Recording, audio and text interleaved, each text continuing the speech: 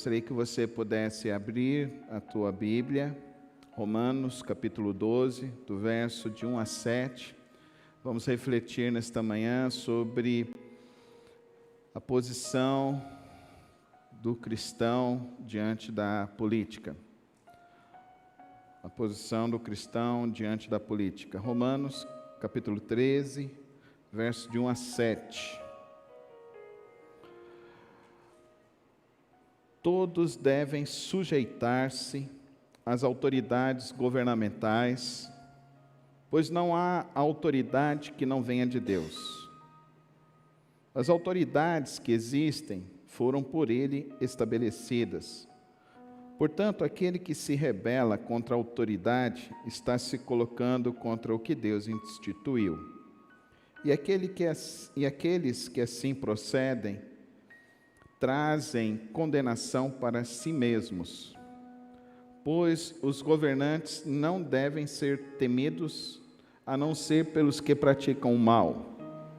Você quer viver livre do medo da autoridade? Pratique o bem e ela o enaltecerá, pois é serva de Deus para o seu bem. Mas se você praticar o mal, tenha medo, pois ela não porta a espada sem motivo. É serva de Deus, agente da justiça para punir quem pratica o mal. Portanto, é necessário que sejamos submissos às autoridades, não apenas por causa da possibilidade de uma punição, mas também por questão de consciência. É por isso também que vocês pagam impostos, pois as autoridades estão a serviço de Deus, sempre dedicadas a esse trabalho. Deem a cada um o que lhe é devido. Se imposto, imposto; se tributo, tributo; se temor, temor; se honra, honra. Santo Deus, eterno Pai, nesta manhã nos reunimos aqui, ó Pai, para exaltar e te adorar, e abrimos a tua santa palavra para lê-la, ouvi-la, e agora, Deus, para compreensão de tua palavra e o nosso proceder em cada dia sobre as nossas vidas. Dá-nos tua direção nesta hora, ó Pai. Dá-nos compreensão da tua palavra, para que possamos viver pela tua palavra, em nome de Jesus. Amém. Amém.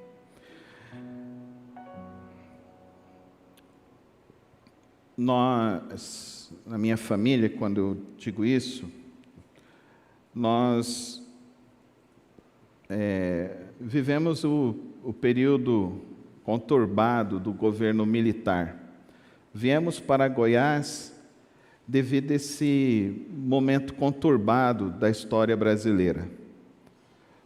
O meu pai era funcionário público do IBGE, e o meu pai foi preso por 3 vezes. A primeira vez, porque foi fazer evangelismo em cima de um caminhão. E ele foi preso. Ficou preso por 72 horas, porque isso era proibido, principalmente porque nós morávamos muito próximos ao Paraguai. Então, nossa cidade, nós morávamos nessa época em Amambai. E aí houve a primeira mudança. Saímos de Amambai para Dourados. Meu pai conseguiu uma transferência, fomos para Dourados. Lá também o meu pai foi preso novamente. Mas o meu pai foi preso novamente porque ele recebeu alguns jovens que estavam saindo do Paraguai, que estavam vendo a conturbação e a revolução no Paraguai.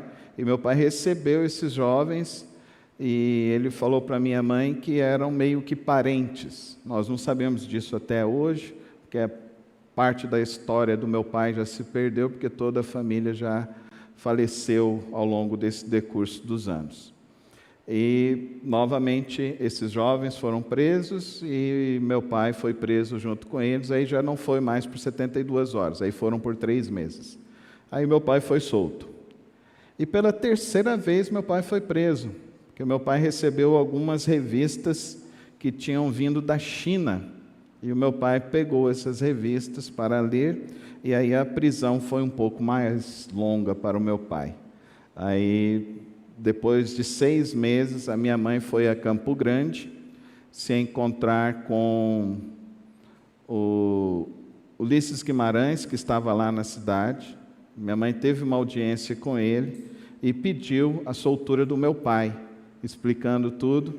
E quando meu pai saiu dessa prisão, o meu pai voltou, o chefe dele do IBGE virou e falou assim: Beltrán, eu consegui uma transferência para você lá em Séries, em Goiás. Vai embora porque esse povo não vai te largar mais, e você também sempre está com algum problema. Então vai embora, lá em Goiás você não vai ser mais preso. E realmente foi isso. Nós viemos para Séries. Em Séries meu pai começou a estudar, foi estudar Direito, se formou ali em Direito na cidade de Anápolis. Depois da formatura de meu pai, nós moramos 1 ano em Anápolis e depois viemos para Goiânia. E eu não conhecia muito bem essa história e só vivi porque era bebê ainda. Mas a consciência foi se tornando em Séries. E nós moramos em Séries, fomos membros da Primeira Igreja Batista de Séries, e se não fosse a vida do nosso querido e estimado Dr. Domingos, eu não estaria vivo, porque eu contraía todas as doenças de criança no mesmo período, e fiquei hospitalizado por quase 3 meses ali naquele hospital ali em Séries, e graças ao Dr. Domingos a gente conseguiu ser recuperado. Meu pai veio a óbito em 84, num acidente de carro. E logo nesse período de 84, nós começamos a ver no Brasil uma mudança. E começou a haver, então, manifestações públicas. E a primeira manifestação pública que aconteceu no Brasil foi aqui na cidade de Goiânia. Não sei se você sabe dessa história. Movimento Diretas Já. A primeira manifestação pública, estávamos lá, filhos do seu Beltrán, estávamos lá. Paulo César, Margarete Machado, Débora Fernandes, eu e o meu irmão Júnior, mas a minha mãe não foi. Minha mãe falou para nós: vocês não deveriam ir. Fomos uma manifestação tranquila, pública, e aí nós começamos a vislumbrar uma mudança na nação brasileira. Nesse mesmo período, a igreja, a qual fazíamos parte, a Igreja Batista de Vila Nova, junto com outras igrejas, estava promovendo uma campanha de evangelização nacional, liderada pelo finado pastor Nilson do Amaral Fanini, grande pregador, grande homem. Eu tenho pelo menos 10 grandes mensagens do pastor Nilson Amaral Fanini na minha mente, que eu nunca esqueço e sempre me relembro dessas mensagens. E liderados por ele, as igrejas batistas estavam orando pelo Brasil. Desde esse período eu me lembro que a igreja, de alguma forma, participava ativamente da política nacional brasileira. Tanto é que nós temos 5 pastores das igrejas batistas que foram participantes da Assembleia Constituinte. Nós tínhamos também aqui o estimado pastor Antônio de Jesus, que também pertenceu, pastor aqui da Assembleia de Deus, foi também deputado federal da Assembleia Constituinte.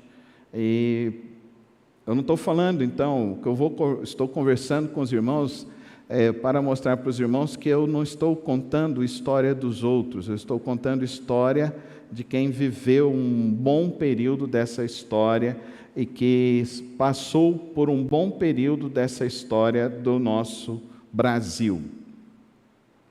Participei do primeiro impeachment do primeiro presidente eleito, votei no primeiro presidente eleito, Fernando Collor, e participei também do impeachment de Fernando Collor, lá no Vale do Anhangabaú, uma manifestação bonita dos Carapintadas. Estávamos lá. Eu me lembro de uma Veja, que teve uma capa da Veja. Estávamos lá e mostrou o meu amigo do seminário, Marco Aurélio, eles assistem, alguns contemporâneos nossos assistem. O Marco Aurélio estava, o Tarsílio, que eram os mais experientes naquela época do seminário onde nós morávamos, e eu estava junto com eles lá nesse período. Então eu vi, ao longo dessa época toda, uma mudança também dentro das igrejas. Alguma mudança, um certo tanto positiva, e algumas mudanças um tanto quanto negativa. E nós precisamos aprender, à luz da palavra de Deus, qual é a direção que nós vamos seguir enquanto povo de Deus. Vimos então tudo isso que aconteceu na história recente do Brasil. Vimos isso, as manifestações que ocorreram ao longo da história do Brasil. E posso tirar algumas lições para nós, à luz da história do Brasil, mas eu não quero tirar as minhas conclusões, eu quero dizer para os irmãos sobre o que a palavra de Deus nos orienta. E acerca do que a palavra de Deus nos orienta, eu espero que você possa tomar uma decisão segundo o seu critério de avaliação à luz das suas próprias experiências. Um fato, na história do Brasil, nós, à luz de todos os grandes líderes, nós sofremos uma influência muito grande do campo filosófico ideológico da esquerda ao longo de todos esses anos.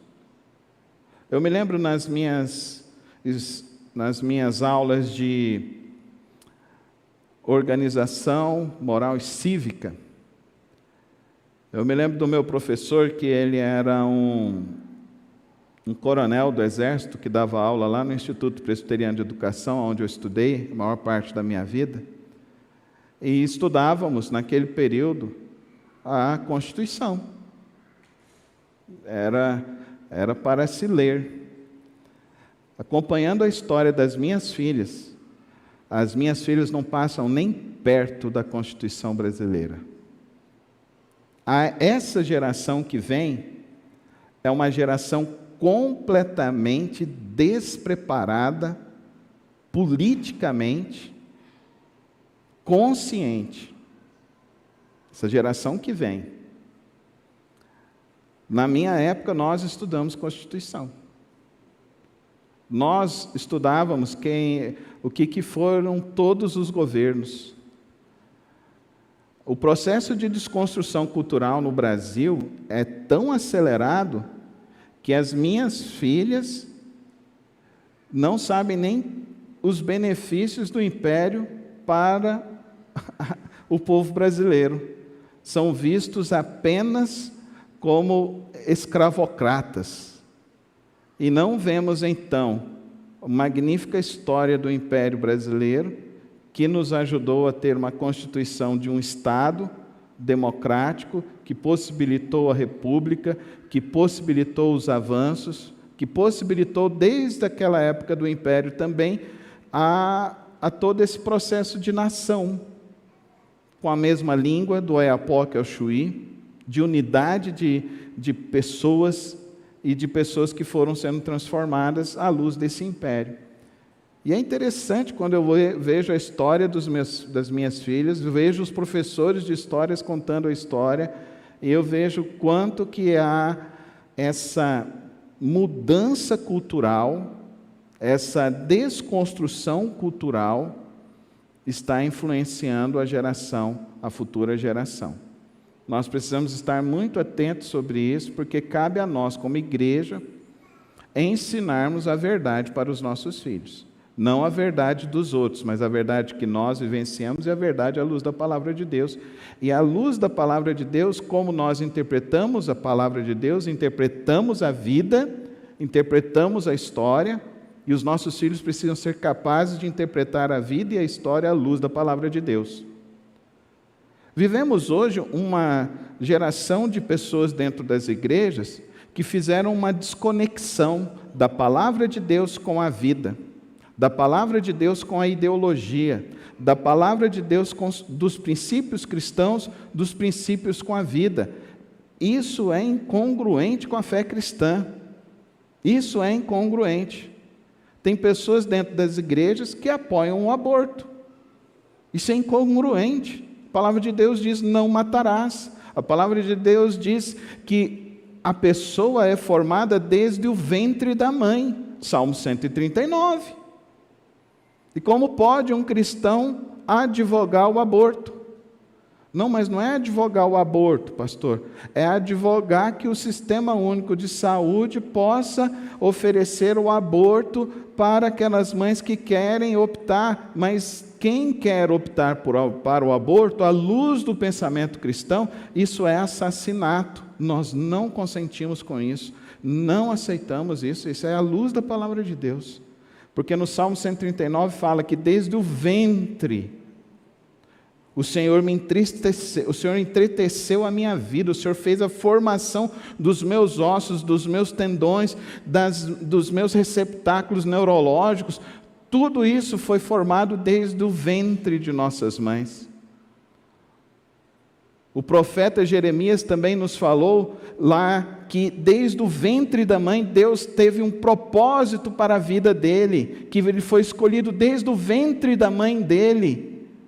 Como que nós vamos saber a escolha de Deus dentro do ventre de uma mulher? Não importa quem ela seja. Não importa quem ela seja. Então, queridos irmãos, nós não podemos ser cristãos que desconectam a vida da palavra de Deus. Nossas escolhas têm a ver com a conexão com a palavra de Deus. O apóstolo Paulo, escrevendo a carta aos Romanos, vamos entender agora o contexto bíblico. O contexto bíblico é o seguinte: existe um império, o Império Romano. Existia aquele que se avogava ser Deus, o Augustus César. Ele queria tirar a cidade, a capital do Império Romano, de Roma e criar uma cidade para ele, a cidade onde todos estariam adorando a ele. Ele queria que essa cidade se chamasse Nerópolis. Nós temos uma cidade no estado de Goiás que se chama Nerópolis. E é tão interessante, olha a influência. Entendam isso, a influência de um pensamento e de uma ideologia que nós, às vezes, não vamos tomando consciência disso. E não vamos ter entendimento disso à luz da palavra de Deus. O que vai acontecendo? O apóstolo Paulo escreve para essa igreja. Por quê? No meio dessa igreja existem judeus e gentios. No meio dessa igreja existem crentes que estão ali e crentes que estão sendo influenciados pelo pensamento judeu. Dentro do pensamento judeu existiam 4 categorias de pensamento judaico em relação ao império, em relação à política. Uma parte deles achava então que não deveria se envolver de nenhuma espécie. Era os fariseus e os saduceus. Então, tudo tinha a ver para eles só com a sinagoga. No meio deles, mas eles também não acreditavam que era só para eles. Eles acreditavam numa força armada, que eram os zelotes. E essa força armada era instrumentalizada pelos fariseus e pelos saduceus. E esses zelotes, então, eles faziam conflito contra o Império Romano. Tanto é que eles tinham, o Império Romano tinha até medo um pouco dos judeus, porque eles não conseguiam influenciar os judeus com a sua cultura e com a sua, mesmo influenciando com a língua, levando os judeus a falarem o grego. Mesmo assim eles não conseguiam desconstruir os princípios judaicos dentro dos judeus. Será que hoje a escola influencia os nossos filhos de tal forma, ou os nossos jovens de tal forma, que faz com que eles deixem de acreditar nos princípios cristãos?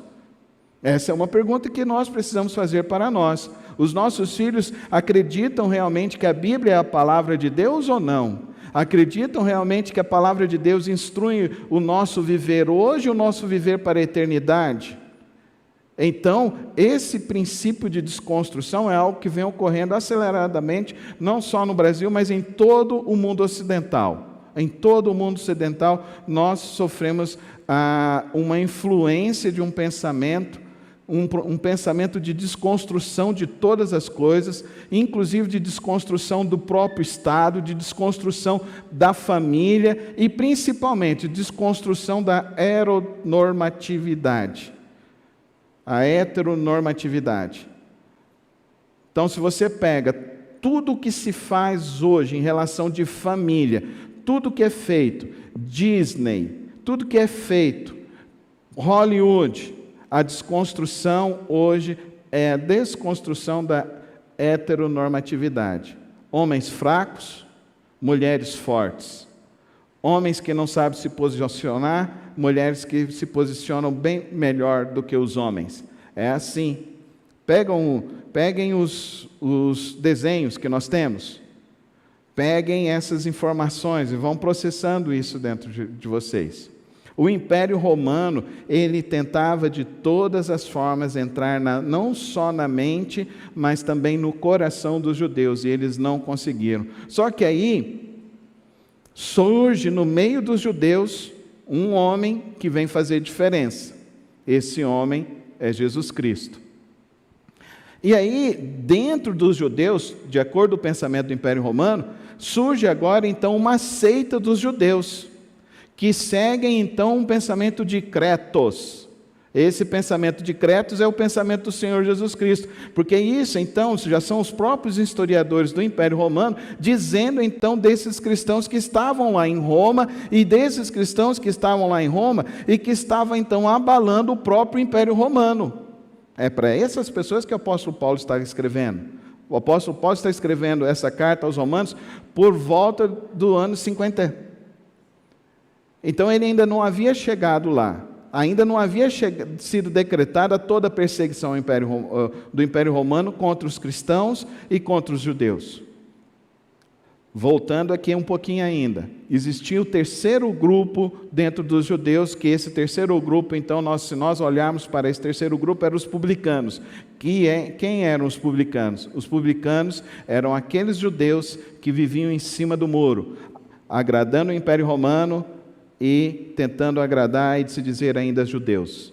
Esses publicanos, o que eles faziam? O Império Romano cobrava o imposto lá, 15%, eles cobravam aqui dos judeus 30%. Uma coisa muito justa, né? Por isso que eles detestavam os publicanos. Nos evangelhos nós vamos ter a menção de dois publicanos, Mateus e Zaqueu.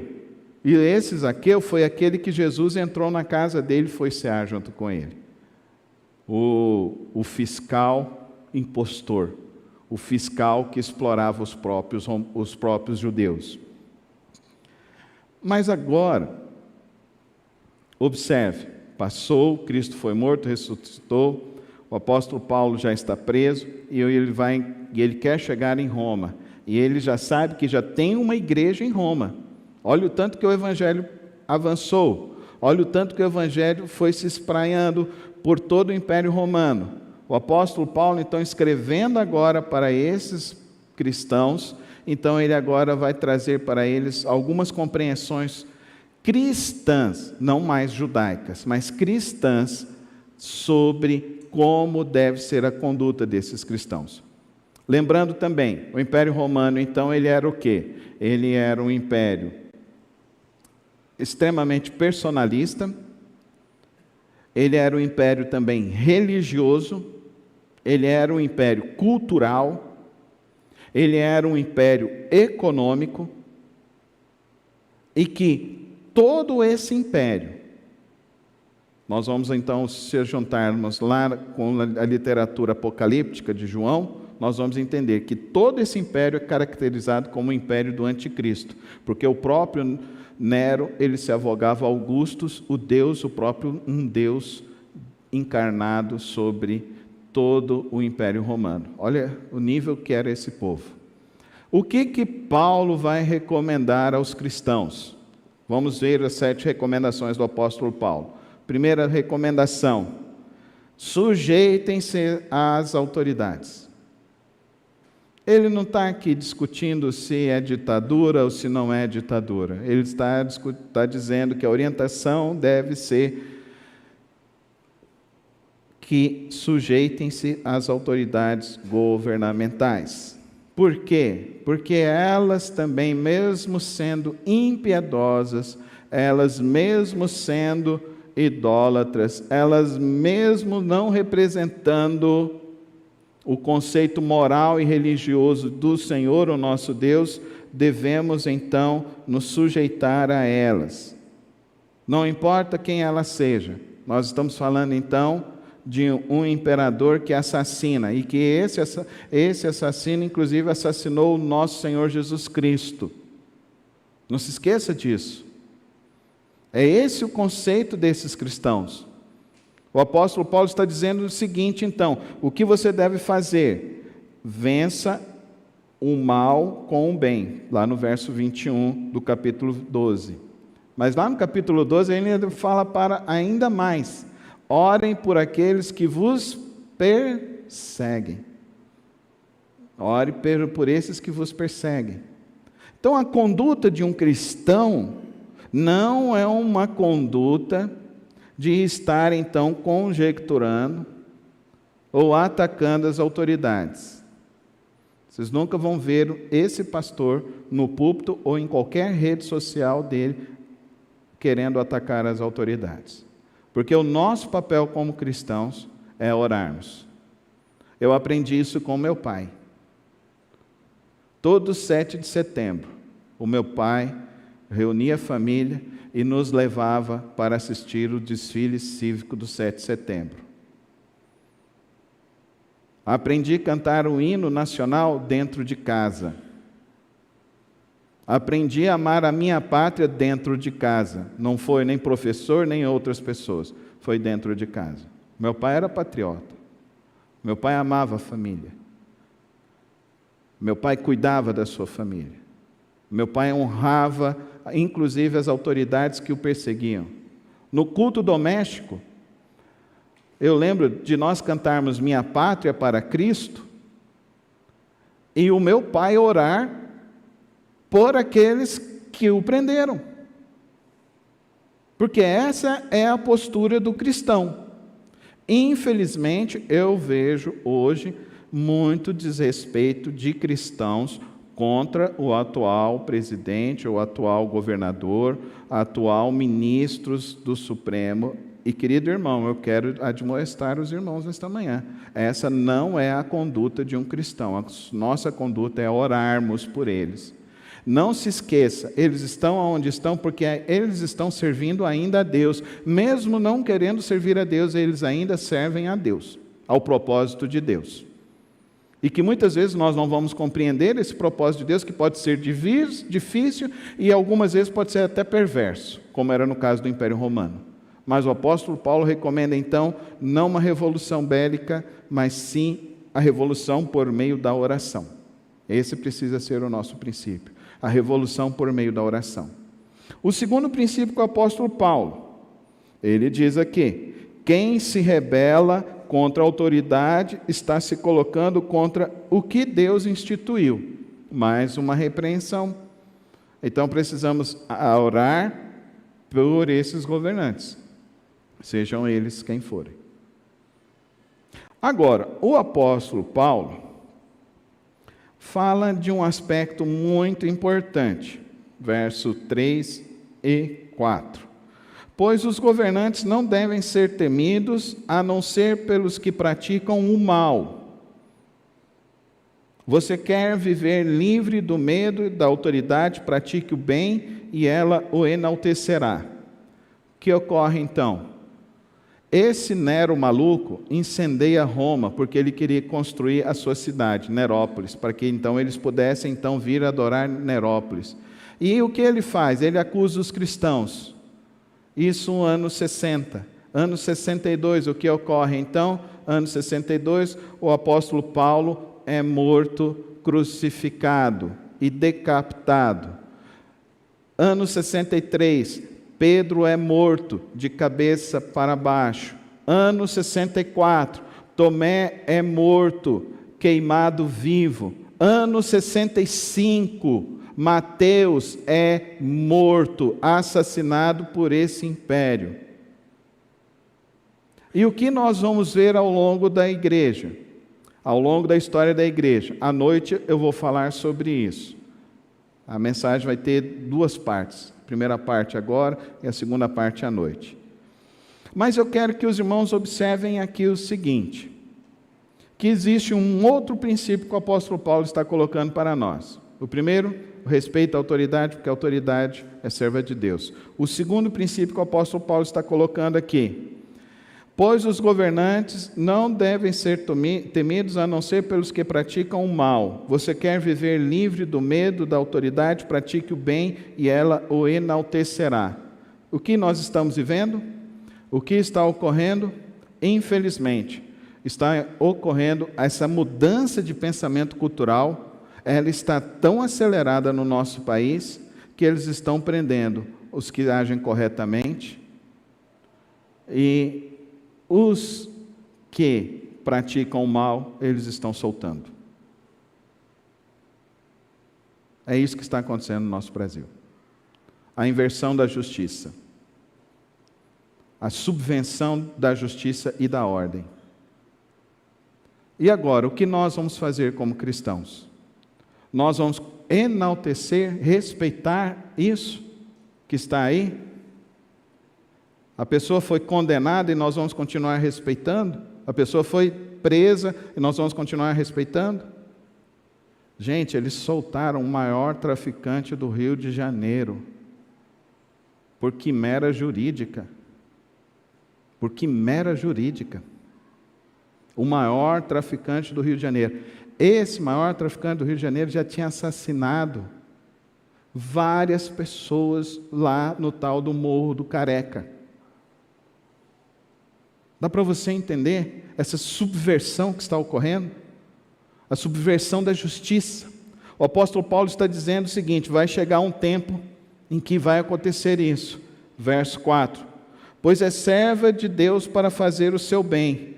Mas se você praticar o mal, tenha medo, pois ela não porta a espada sem motivo. É serva de Deus, agente da justiça para punir quem pratica o mal. E nós só estamos sendo punidos de que forma, queridos irmãos? Como que o povo sério, honesto está sendo punido nessa nação? Como será punido adiante? Na Nicarágua eles expulsaram 10 senhorinhas de 70 anos. Sabe o que essas senhorias faziam na Nicarágua? Elas tinham 2 casas para cuidar de mães solteiras e de pessoas com doenças, tipo o nosso Instituto Pestalozzi que nós tínhamos. Então, o que ocorre, queridos irmãos, nessa época? A subversão da ordem, da justiça. O que nós, como cristãos, vamos fazer? Vamos apenas orar? Devemos apenas orar? Vale uma reflexão. Nós temos agora o direito a voto. Nós temos agora o direito à escolha. Nós temos, inclusive, o direito à livre manifestação. E isso nós já tínhamos desde o período do governo militar. Eu participei das diretas já. Eu participei do primeiro impeachment de Collor. Eu fui também no impeachment de Dilma, porque eu entendi que não dava para continuar como as coisas estavam ocorrendo. Então nós vamos apenas orar, nós temos esse livre direito. Ainda temos esse livre direito. Não vamos incorrer o risco como ocorreu no período nazista, onde as igrejas se calaram e o que ocorreu? Não vamos incorrer no erro que ocorreu lá na Nicarágua, que as igrejas se calaram e, pelo contrário, ainda muitas igrejas se aliaram a Ortega. Muitas igrejas se aliaram aqui no Chile a esse governo que está lá. Muitas igrejas se aliaram na Argentina a esse governo que está lá. Queridos, quando na Venezuela Chávez mandou que se retirasse todos os missionários estrangeiros da igreja. Isso foi período de Chávez. Nossos missionários, nós tínhamos 18 famílias de missionários na Venezuela. No outro dia, a nossa Junta de Missões Mundiais trouxe os nossos missionários. 2 famílias quiseram permanecer.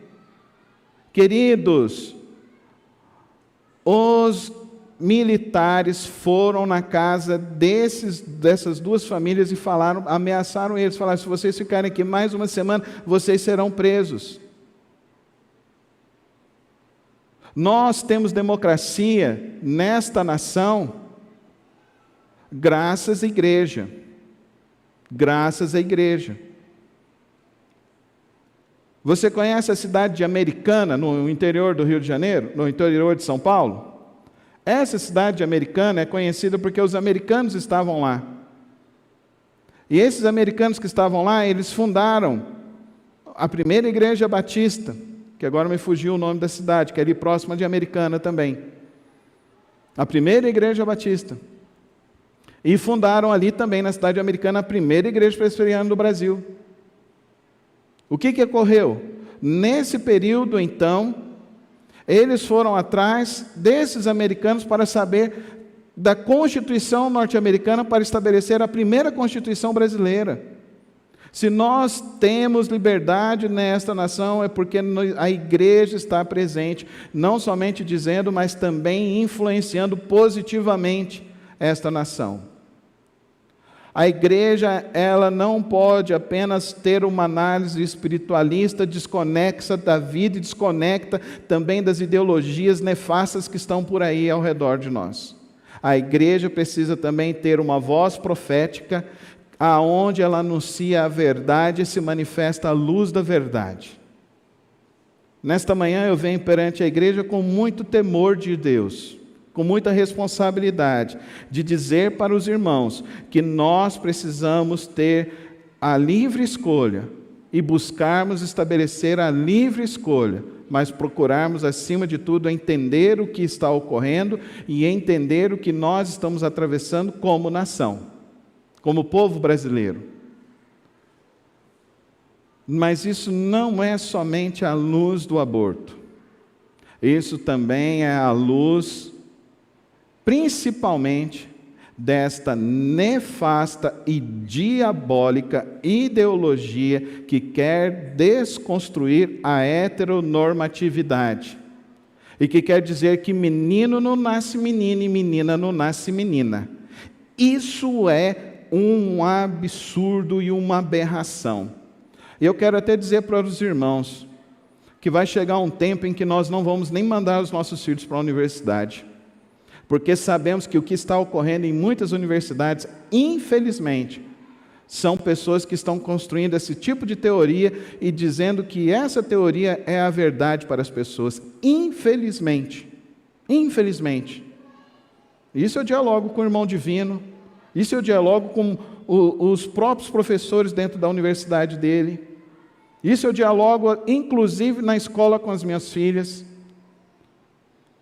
Eu dialogo, eu vou lá, eu digo sobre isso. E que este conceito, querido irmão, é algo perigosíssimo, é algo diabólico. Porque a igreja, o que tem ocorrido nessa nação, é que a igreja é quem luta pela família. E isso não é discurso de agora, isso quem está aqui na igreja há mais de 20 anos, desde quando eu comecei, eu sempre disse aqui nessa igreja, que a igreja é a guardiã da Bíblia e a guardiã da família. E continuo dizendo isso, porque a família é o projeto de Deus. O que Deus uniu não separe um homem. Esse é o projeto de Deus.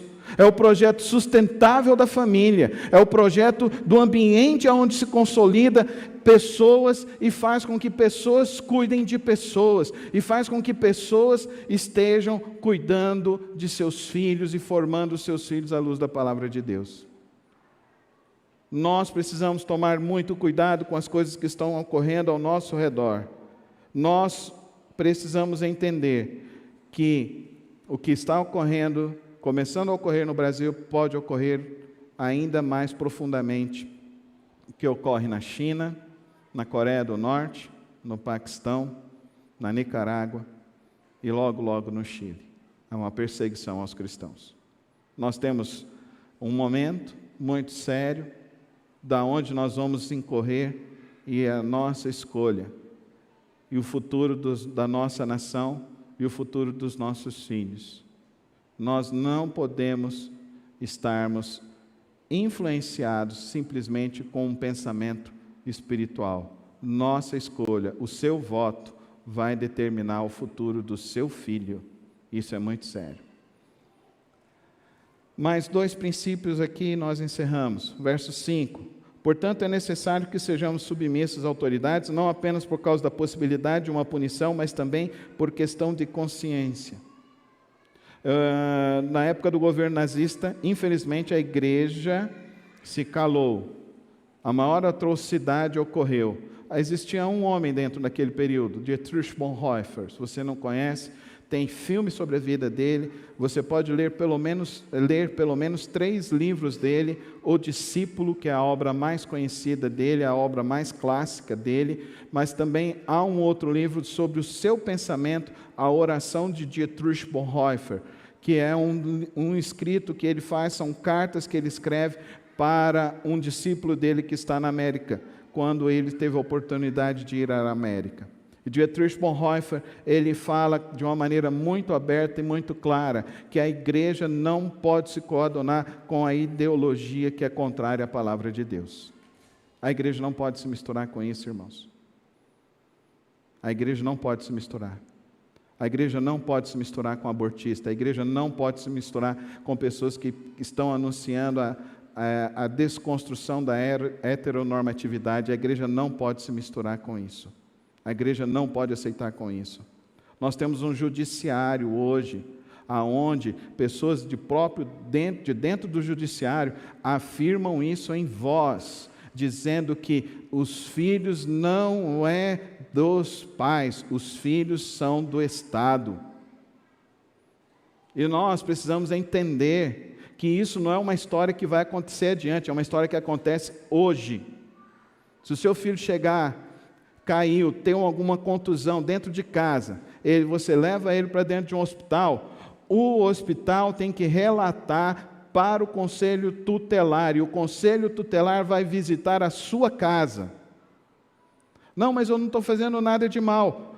Sim, mas nós vamos chegar, como George Orwell escreveu no seu livro 1984, nós vamos chegar a um período em que essa desconstrução de pensamento será tão grande, em que essas pessoas que nós vamos escolher, inclusive para o conselho tutelar, por isso que quando vai ocorrer essas eleições, eu digo para os irmãos, escolham cristãos. E até hoje nós precisamos tomar cuidado de escolher cristãos. Nós precisamos tomar cuidado, porque até mesmo temos cristãos que eles vão se coadunar com esse tipo de coisa, por perseguição. É por isso também que vocês pagam impostos, pois as autoridades estão a serviço de Deus, sempre dedicados a esse trabalho.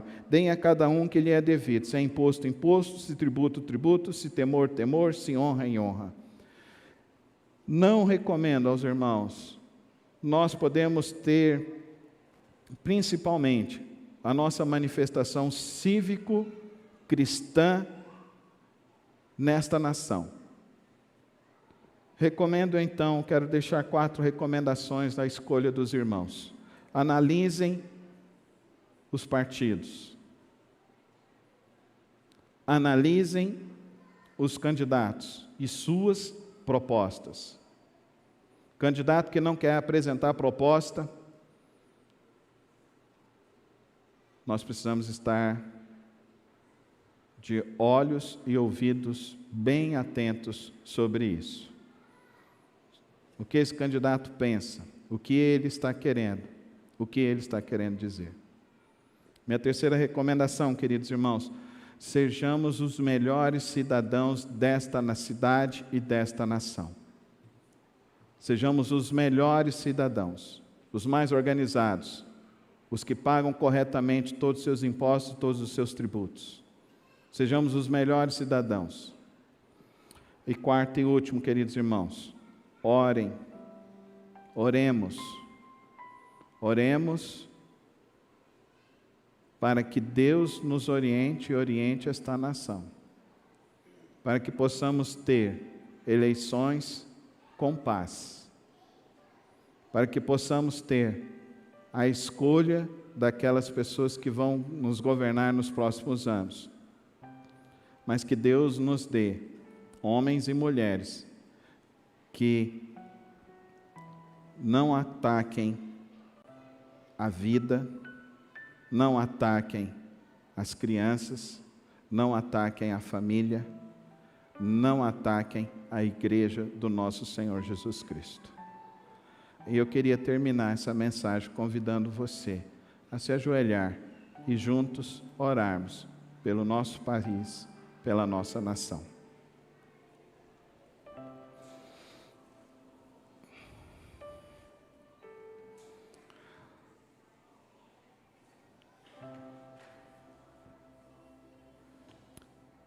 Senhor, meu Deus e meu Pai, a Tua palavra diz: feliz a nação cujo Deus é o Senhor. Nesta manhã, Santo Deus, nós pedimos que o Teu Santo Espírito nos dê orientação, ó Pai, em nossas escolhas. Que o Senhor nos dê sabedoria em nossas avaliações políticas. Que o Senhor, ó Deus, esteja sobre esta nação e que o Senhor possa levantar homens e mulheres honestos, íntegros, homens e mulheres que não sejam corruptos e nem corruptores, homens e mulheres que não venham atacar a família, que não venham atacar a Tua igreja, que não venham atacar a liberdade desta nação, mas que possam, ó Deus, trabalhar para a prosperidade desta nação, para a prosperidade das famílias. Nós não queremos, ó Deus, um governo teocrático, mas nós queremos, ó Deus, um governo justo, um governo justo, um judiciário justo, um executivo justo, legisladores justos, senadores justos, governadores justos. Dá-nos, ó Deus, da Tua direção e abençoa esta nação, abençoa a Tua igreja, cada família da Tua igreja, no precioso nome de Cristo Jesus. Amém e amém.